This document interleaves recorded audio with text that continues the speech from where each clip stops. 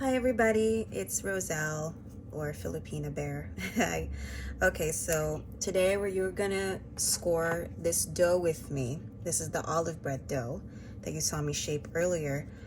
So we're gonna get our tools ready. This is the scalpel I use. It's a surgical scalpel number 11. This was in my med kit. And see, it has a pointy edge. I also have a different scalpel that I thought was going to be good, but it's not. I don't know where I put that. Oh, here it is. It's got a hook scalpel. Not like you think it would be good, but it's not. So I don't like to use this one. Anyway, I like to use this for my expansion score so I don't have to get super close to the cast iron. And so this is my bread lamb. I'm just gonna put a new razor in so I know that it's sharp, because your blade does dull after a while, or even after this second use. I don't really know why. I mean, you would think that it wouldn't. It's just dough, but it does. So replace your razors frequently, or at the very least sharpen them. So you want to make this pretty tight so it doesn't, whoops. Okay, don't do that. So you want to make this tight so it doesn't move around. Okay, so that's good. This is the other lamb that I have. It's a curved lamb. I'll show you how to put a razor blade in. I like it whenever I want to use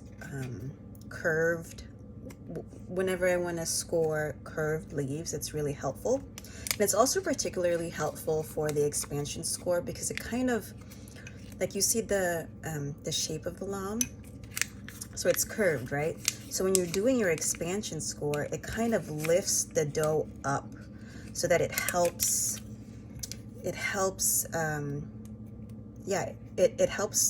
give your bread that oven spring. See? So you're curving, like, so you're scoring it, and it kind of like lifts it up this way. Anyway, these are the lambs that I like. Oh, I have this is my mother-in-law's tea strainer. I think it's an 80 mesh, because see, like, look, the mesh is so fine. Anyway, I like to use this to evenly spread out my my white rice flour. This is optional, but this is really helpful. Okay, so I'm gonna get my dough out from the fridge. And if I can find which one it is, that would be helpful. This is not the one. That is not the one. I think this is the one.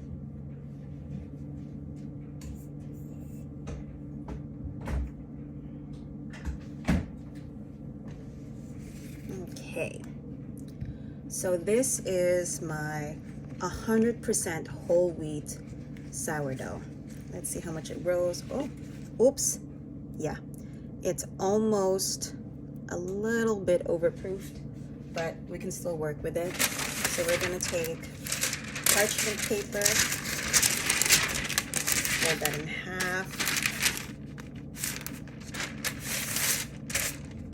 Okay, and I like to, this whole parchment paper is not gonna fit in my Dutch oven, so I'm gonna make kind of little handholds, just like that. It's just folding. Oh yeah. All right, so take this and I'm going to carefully flip it over and put it on my marble turntable. Now this turntable, it's also my mother-in-law's. It's actually broken. And I think that's in my favor because I can actually take this thing and put it in the fridge or the freezer to get it extra cold, because you don't want to score a warm dough. You want it like pretty cold. Okay, so this is my dough, and as you can see, like the white rice flour that I put in my banneton kind of stuck to this dough already, because this is an 80% hydration dough. So hopefully it will look okay, but it doesn't look good to me right now. Anyway, we'll just proceed like normal. So we're gonna evenly coat this with white rice flour, as fine as you can get it.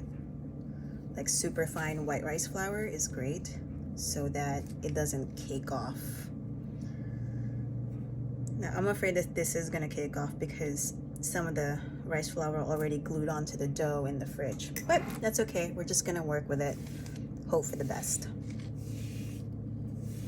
Now you want to kind of scrape the flour one way so that it looks more even in your final product. Okay. Oof. This dough is a little overproof, but it's okay. So, and then I think I'm gonna brush off the excess flour.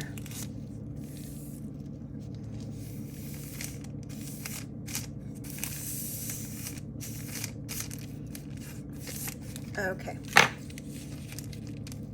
Okay, so now I'm gonna take my, you can use either thread or floss to give you guidelines.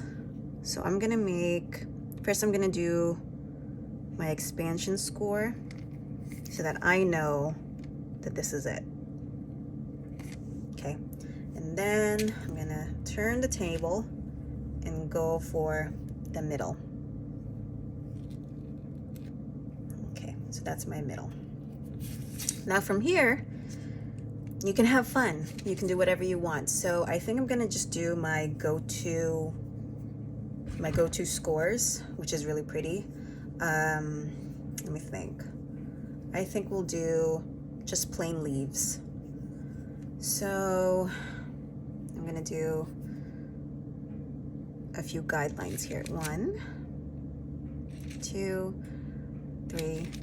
Now, since this dough is already a little bit overproofed, I don't want to go too crazy with the intricate scoring, because the more time goes by and the more scores you do, the more this dough will deflate. And you don't want that. That's the opposite of what you want. Okay, that looks good to me. All right, now we're gonna do our leaves. So, all right.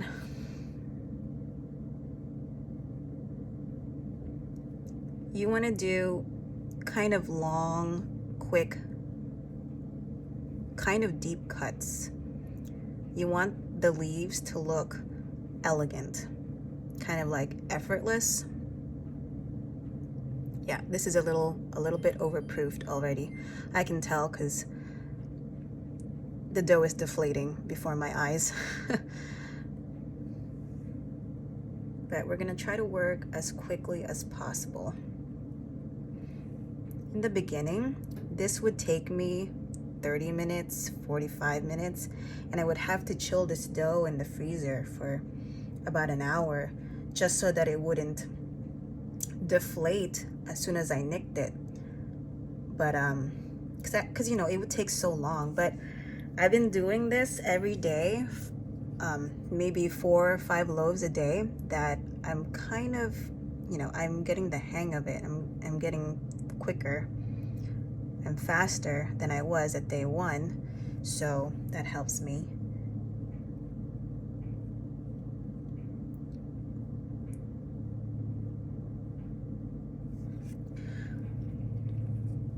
Go to the other side and do your cuts there.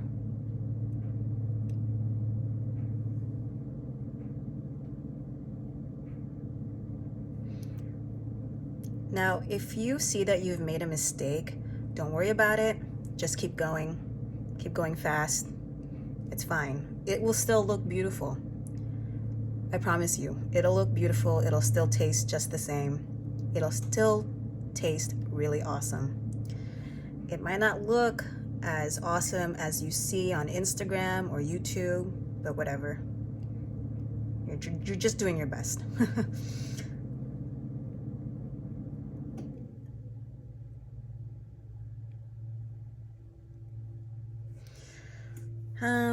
What else should I do here? You see, it's kind of like caving in over here. Yeah, this is the weak part of the dough. Let's see, what else can I do?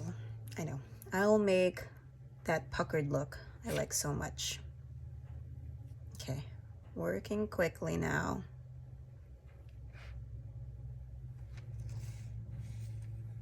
This is my whole wheat dough. It's 100% whole wheat. I ground the flour myself and then I didn't sift it. So this dough feels like very gritty. It feels like sand. It's not very pleasurable to work with. White bread, white dough is way more fun, way more tactile, way more sensory. That's the Play-Doh that people think of when they think of dough. However, it's not as nutritious, so I don't really like to use that because what's the point? I got into bread baking to make nutritious food for my family, for my kids. So what's the point of sifting all of that bran out if it's, you know, going through all the trouble of doing this if it's not going to be the most nutritious thing for them? But sometimes I do white bread flour, and it is the funnest dough ever. It is the most well-behaved dough.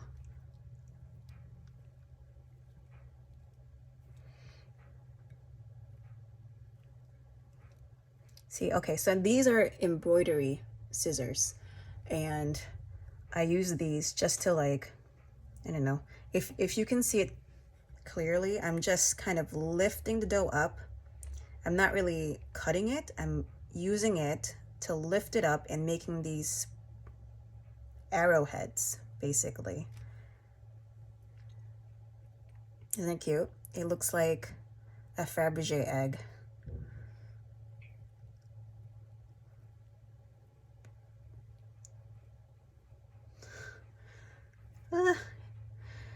You can really see that this is the weak part of the dough, but don't let that discourage you. Just keep going. Just keep going. It'll still be pretty. It'll still taste the bomb. So just keep going. Even like I've had dough completely deflate on me while I was scoring, and you know what? You keep going. It's still fine. It's still beautiful. And you know what? Your family will still eat it. It's okay. These are the things I've told myself.